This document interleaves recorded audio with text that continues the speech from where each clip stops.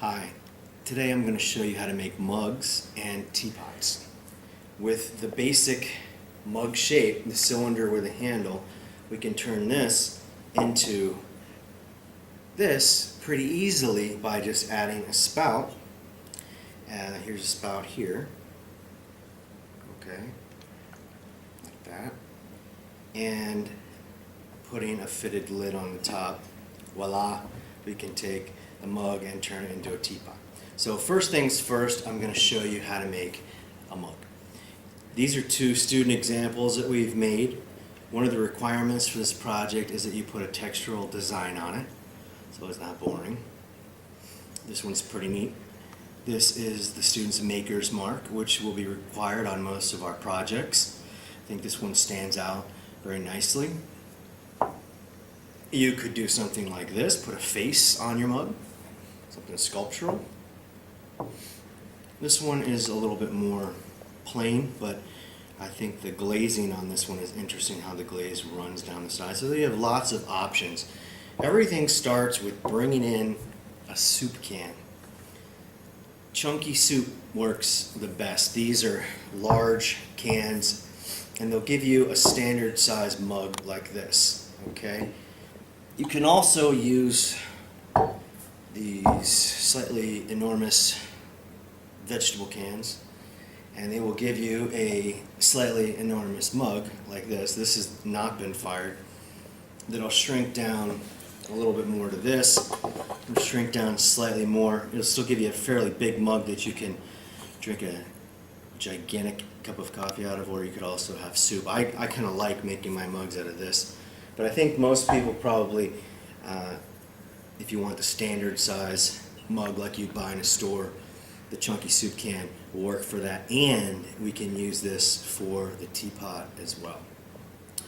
So, first thing that we're going to do is wrap the can with a paper towel. So, take off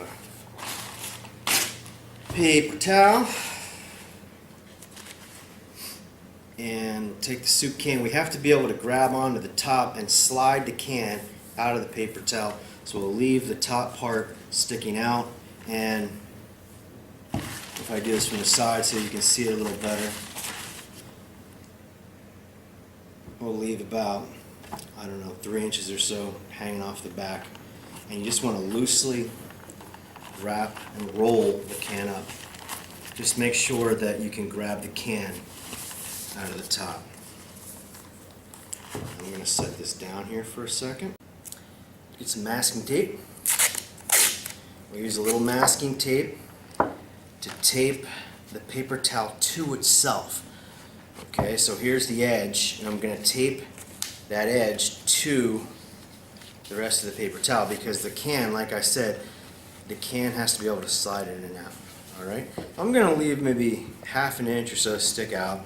I'm going to turn it upside down, and I'm going to fold this like you'd fold a present at Christmas time. So I'll take my fingers, push it in, make two little cat ears, and then just fold one down, fold the other one over, put that mug on there to keep it down, take off a piece of tape, and we're just going to go like this and carefully tape that down.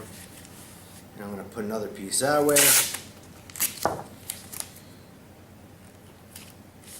And I'm going to do two more, like an X, because the bottom part, the paper towel, will get wet and it can rip off and get stuck in the clay. So if we tape this up, it'll seal it up temporarily, keep it from getting wet. Alright, and then I like to also put one going all the way around the bottom, just to make sure it's nice and strong. So go like this, just wrap one going all the way around there. Now, the moment of truth, can we pull the can out? Yay. Okay, now it's got this little flip flap going on here, so that's going to drive me crazy, so we'll tape that down. And there we go. Okay, now that's ready to go. Next thing we need to do is get some clay. So follow me over to this other table and show you how to do that. Here we go. Over here, we have a block of clay. And when you get your clay, it may be full of balls of clay that other people put in there. So what you always want to do is kind of go like this, and wedge the clay into a block. Get it nice and square. There. All right, now we'll open this up. And I'm going to use a clay cutter. A wire between two wooden dowels. We'll roll this up. And we'll cut off about 1/2 inch or so. We'll just slice the top of that off. And this should be enough to do everything that we need to do. We're going to put this onto a piece of cloth. Put it up near the end. And we're going to take this to the slab roller. But clay can only be on the slab roller that you kind of hit and wedge down with your fist to about 1/2 inch, which is about the thickness of your middle finger or less. If you don't do this, you'll break my $2,000 machine and I will not be happy. So pat this down a little bit, make sure it's thinner than middle finger, which it is there. It's a little thick on this side. This is very important.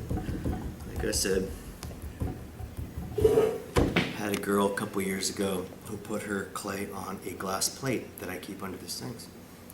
And she thought it would be a good idea to roll that out on the slab roller. Not a good idea. All right, so here we go. Over to the slab roller.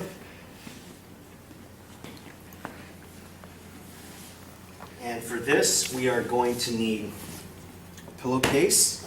Keep it right on the pillowcase. Keep the clay on this end because it's going to squish the clay down into a big oval. And we want to put another cloth piece on top so it doesn't stick to the flap that we're going to put down. We'll put another piece on top. And then the slab roller has a big piece of canvas that you roll down. And then we're going to turn this handle, which causes this metal drum to flatten the clay and spread it out. So we'll do this. You can see it's squishing the clay down. Roll it back. Watch your fingers. Watch the grease here. You can get it on your pants if you're not careful.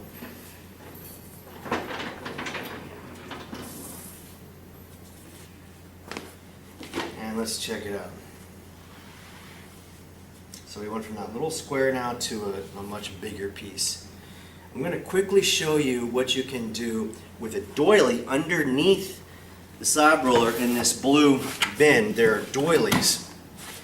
This is one of your options. This is my favorite doily here. I've been using this thing for years. I can't believe it's still in one piece. By the way, if you bring in doilies, it's bonus points, so I'll make it worth your while.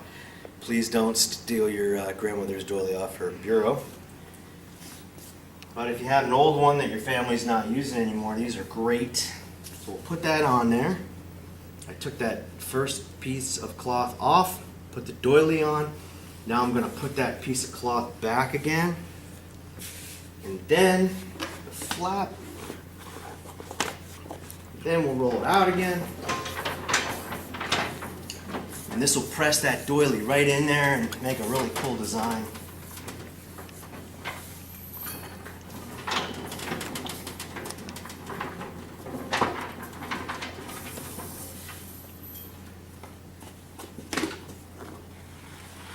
Okay, take that first cloth off, peel this off very carefully. Don't you mess up my favorite doily. Put this back in the box, not in the trash. There we go. All right, now, let me show you what else you can do. So we'll take this over to the table.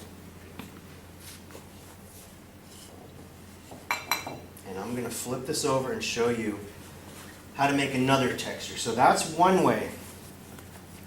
We'll do a different way on the other side. When you do it, you don't have to do both sides. I'm just trying to give you some options here. So we'll take this off. If you don't want to do the doily, you can try this. Now, there's some folds where the folds in the cloth were pressed into the clay, and you want to smooth those out because they'll make cracks, make your mug fall apart. So we'll take a second, smooth them out. All right. And then over at the tool table, I have a whole bunch of texture rollers that you can use.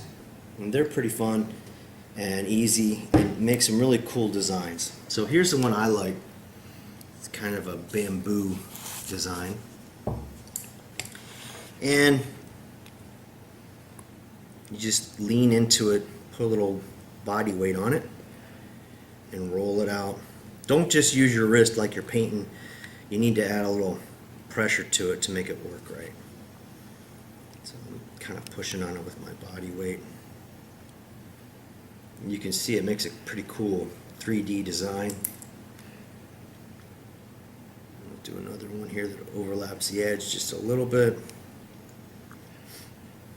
Beautiful. So nice.